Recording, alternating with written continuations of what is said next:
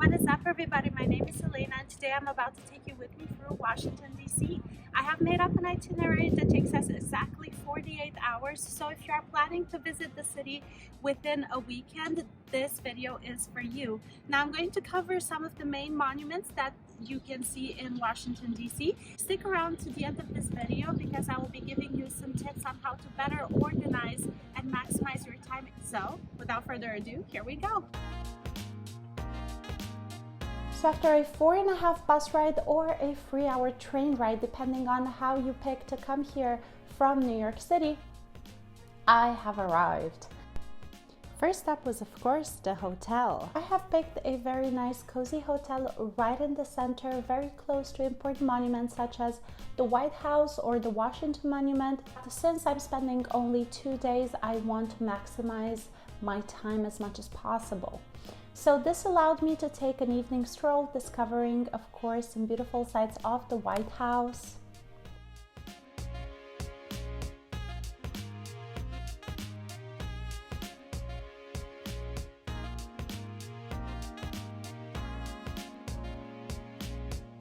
And then the Eisenhower Executive Office Building, very well known for its Second Empire style architecture.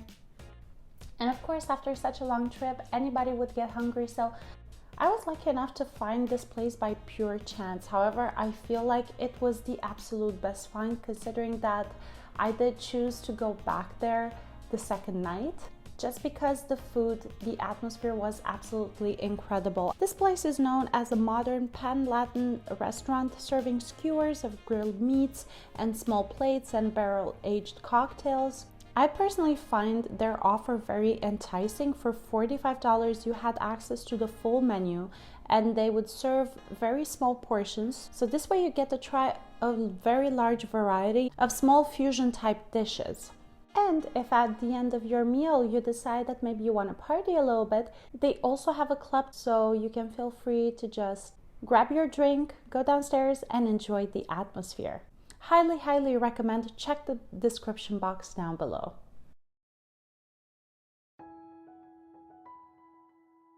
It's finally morning, and as I said, the great thing about having your hotel so close is that you can get an early start and get there by foot.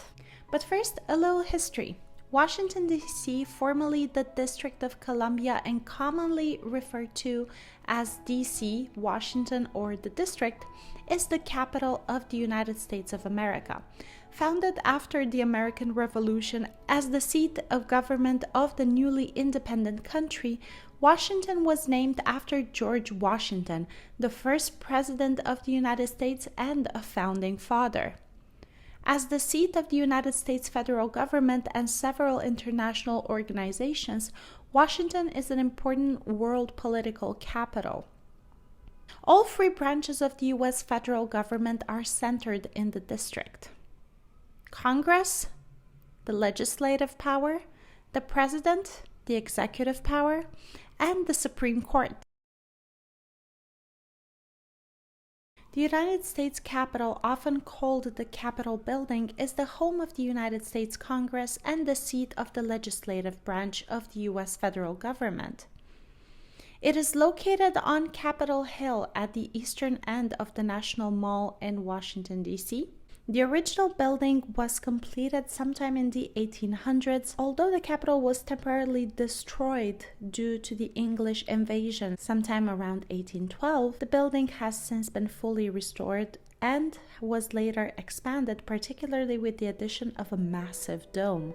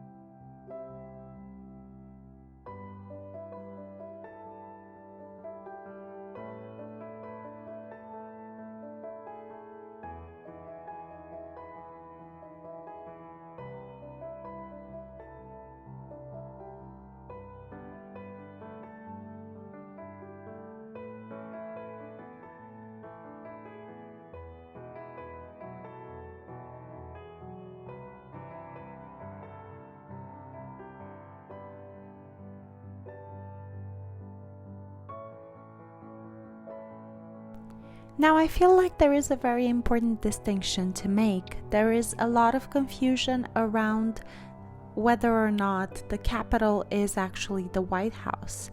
And the answer is no. The White House is completely separate from the Capitol.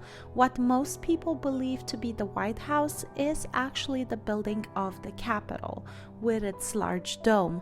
We are going to see the White House just a tad bit later in this video, so stick around. The Capitol is located on the National Mall, which is basically a park that brings together the most important buildings and monuments in the city. We have started all the way at the beginning of the mall, and the next stop will be the unmissable United States Botanical Garden. It is located right next to the Capitol, and it is open every single day of the year. Something worth mentioning is that entrance to most of these national landmarks is completely free. And the reason why I would not skip this particular garden are the botanical replicas. Positioned as they are along the broad walkways and twin poles of the garden court, they mimic the actual ones outside just a stone's throw away. Each architectural gem is sited high on a mound from which it overlooks its own pint-sized garden vista.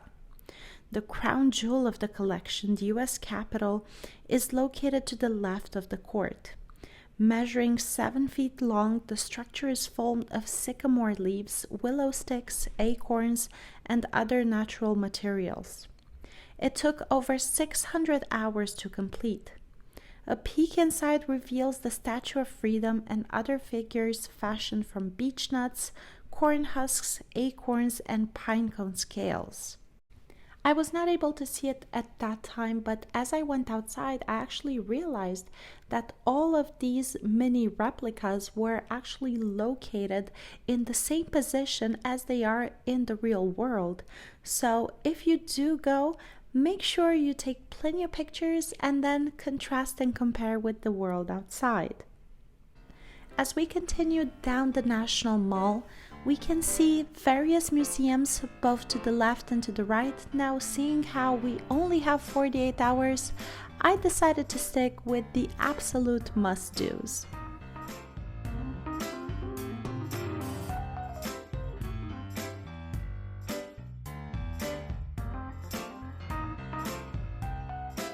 Halfway through our walk, we hit the Washington Monument, which is an obelisk built, like many other things around here, to commemorate the great President George Washington. Located almost due east of the reflecting pool and the Lincoln Memorial, the monument, made of marble, granite, and bluestone gneiss, is both the world's tallest predominantly stone structure and the world's tallest obelisk. It overtakes the cathedral in Cologne in Germany, and it was the tallest structure in the world between 1884 and 1889, after which it was overtaken by the Eiffel Tower in Paris. Moving away from the obelisk, we reach the World War II Memorial, which is dedicated to Americans who served in the armed forces and as civilians during World War II. The memorial consists of 56 granite pillars, each 5 meters tall, arranged in a semicircle around a plaza with two 43-foot triumphal arches on opposite sides. Each pillar is inscribed with the name of one of the 48 U.S. states of 1945. On approaching the semicircle from the east, a visitor walks along one of the two walls, picturing scenes of the war experience in bas-relief. As one approaches on the left, the scenes begin with soon-to-be servicemen getting physical exams, taking the oath, and being issued military gear. The relief progresses through several iconic scenes, including combat and burying the dead, ending in a homecoming scene.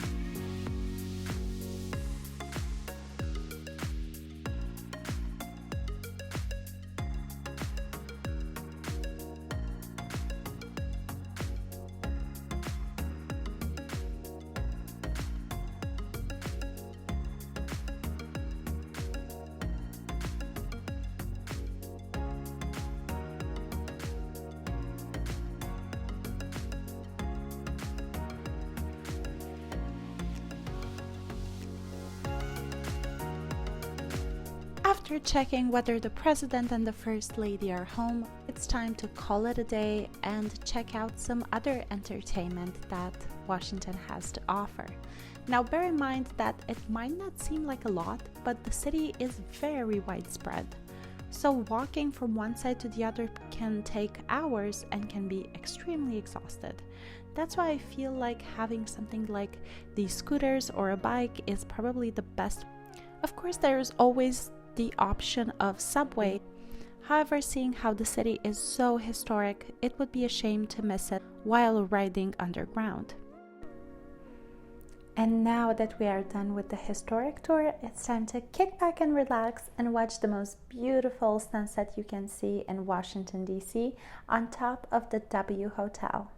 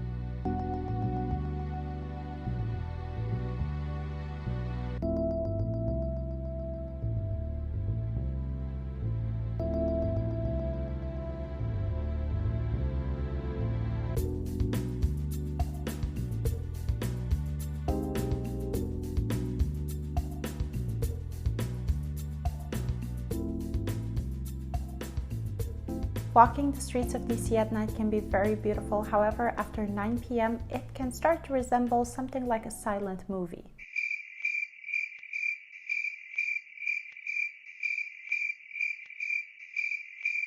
However, things turn to perk back up as soon as you reach Warner Theater, where every single night a unique original performance takes place. So if you are looking for something interesting to do on your Saturday night, this might be the place for you. Built back in the 1920s as a movie palace, it started out by presenting live vaudeville shows and, ironically, silent movies. Not gonna lie, I did go back to dinner to yesterday's restaurant, and after a quick good night over at the White House, it was time to go back to the hotel. See y'all tomorrow!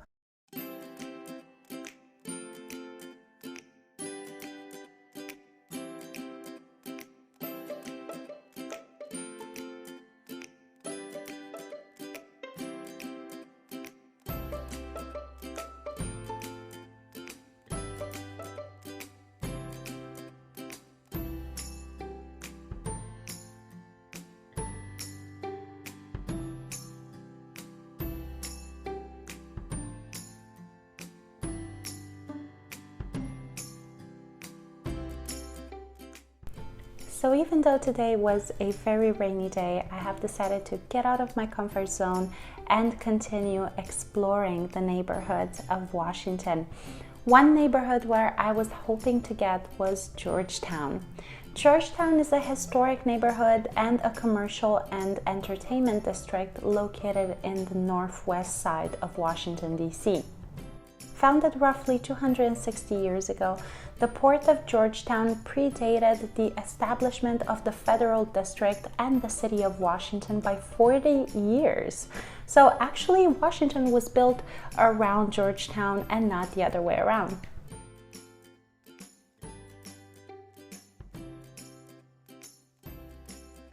Our focus today is Georgetown University.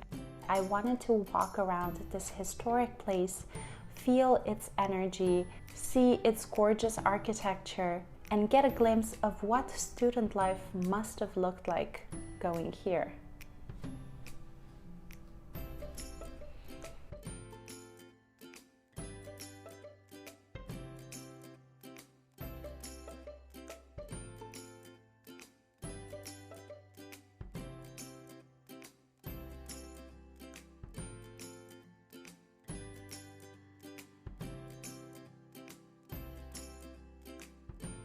Georgetown University is a private research university. It is the oldest Catholic and Jesuit institution of higher education in the United States. The Jesuits have participated in the university's academic life, both as scholars and administrators, since the 1800s. However, the university has always been governed independently of the church, and the majority of Georgetown students are not Catholic. Even though this is not one of the American Ivy Leagues, Georgetown is a highly selective school, accepting 14% of undergraduate applicants. Alumni include U.S. presidents, notable business personalities, U.S. Supreme Court justices, as well as international royalty and heads of state. The school produces more U.S. diplomats than any other university. So if you are ambitious for a career in Congress, this might be the place for you. It is also a top feeder school for careers in finance and investment banking on Wall Street. Georgetown is home to the country's largest student-run business, largest student-run financial institution, the oldest continuously running student theater troupe, and one of the oldest debating societies in the States, which is quite understandable considering its entire economic activity has actually been built around the university itself. The charming university campus is located right next to the main academic buildings. I have to say that even on a rainy day, just walking around this campus and its beautiful buildings made me feel like I'm taking a part of this city's history with me. So this is definitely a tour that I would recommend, rain or shine.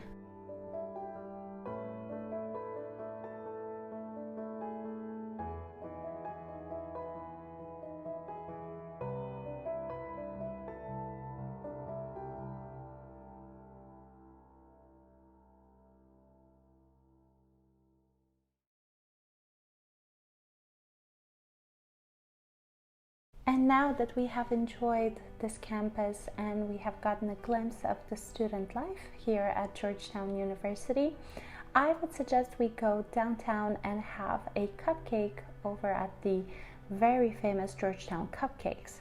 So famous, in fact, that even on a rainy day, there was a huge line.